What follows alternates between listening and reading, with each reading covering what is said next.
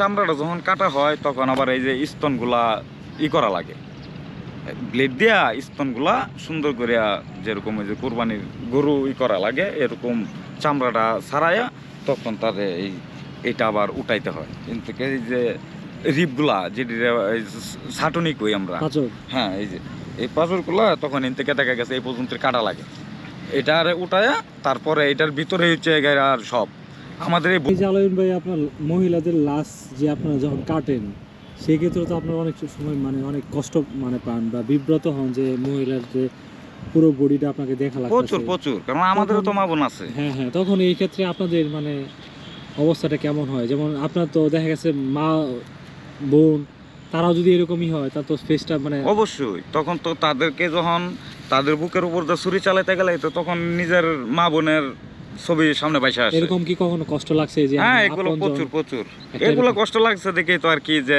ওই অন্তত ওই কাজটা বাদ দিয়ে দিছি। আচ্ছা, একটু বলেন যে কি জন্য আপনার এই মর্গে থেকে আপনার না মর্গে থেকে এটা আমার প্রায় এই করোনার সময় মানুষের ডরে ভয়ে এই কাজ করছে না, তখন আমি আল্লাহর উপরে ভরসা করে আমি মর্গ প্রায় 7-8 মাস চালাইছি একাই। তো বিষয় হচ্ছে একা চালাইছি, তারপরে আবার না পাইরা কারণ লোকজন আইসে না, এখন এই কাজ তো আর থাইমা থাকতে পারে না, এটা চলমান কাজ, তারপরে হচ্ছে গুরুত্বপূর্ণ কাজ, তাহলে দুনিয়ার যত কিছুই হোক এই কাজ করতেই হইব, আমি না করে অন্য কেউ করবো। ঠিক আছে, ওই ক্ষেত্রে দেখা গেছে যখন একটা মহিলা মানুষ এই আমরা আলামত যেটারে বলি ওগুলো হচ্ছে কাপড় চোপড়, এখন কাপড় চোপড় না খুললে দেখা গেছে যে এটা কাটা ছিঁড়ার কাজও করা যাবে না, বাধ্যতামূলক আমাদের আগে কাপড় চোপড় খুলতে হয়।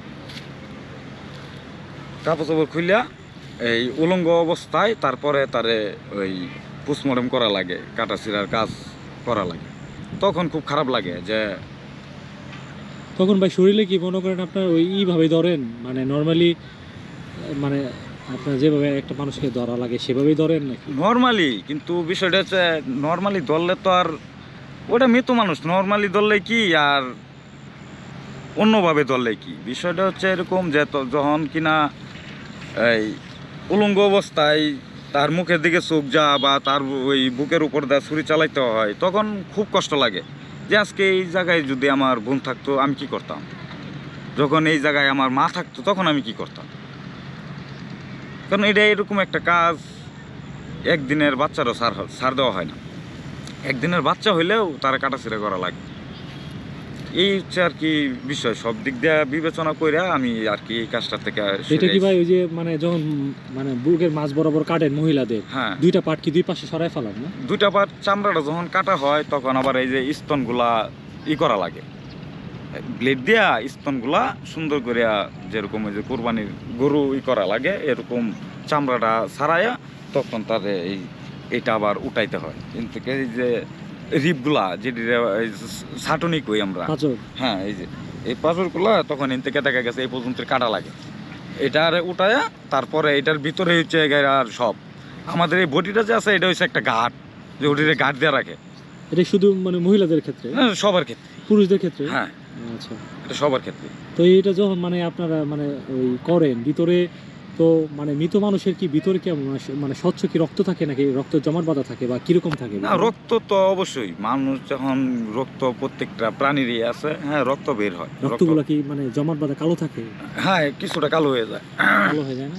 হ্যাঁ, একটু জমাটও থাকে, কারণ সে মারা যাওয়ার পরে তো তার সবকিছুই অচল, চলাফেরা ইন টোটালি বদ্ধ হয়ে যায়, তখন ওইটা জমাট হয়ে যায়, রক্ত জমাট বাঁধা শুরু হয়ে যায়। হ্যাঁ, তখন এই যে আপনার মহিলাদের লাশগুলো আপনার যখন কাটাকাটি করেন সেই ক্ষেত্রে দেখা যায় যে নিজেরও চোখ হেফাজত রাখা যায় না, রাখা যায়, কারণ হচ্ছে যে আপনার মানুষ তো আমরা, দেখে চোখ তো চোখ ভালো করে না দেখলে আপনার কাজ কিভাবে না কাজ করা যাবে তো আপনার এটা মানসিক ভাবে দেখা যায় একটা এটা একটা চাপ পড়ে, প্রচুর চাপ লাগে, প্রচুর খারাপ লাগে।